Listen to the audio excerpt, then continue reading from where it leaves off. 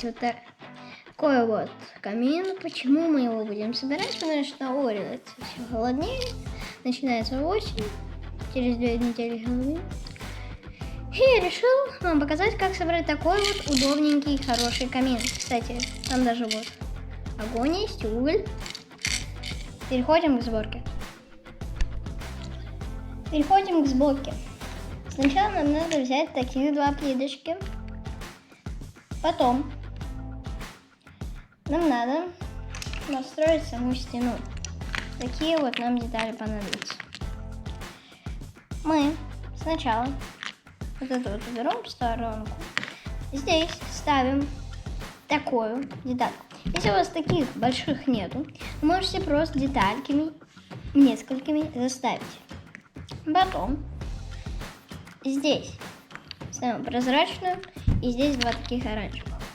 Но это прозрачное для красоты. Если нету, ставьте либо большую, либо опять детальками делаете вот такую вот стенку. Я для красоты сделал так. Потом опять прикрепляем такую большую стенку. Потом сейчас переходим к стенам. Да? Для стен детальки вот такие вот нам понадобятся. Это у меня очень красивые стены будут, да. Так что вот. Нам надо, чтобы чтобы так красиво было, черную, красную и черную. Тогда получится так, что это уголь, а это огонь, да?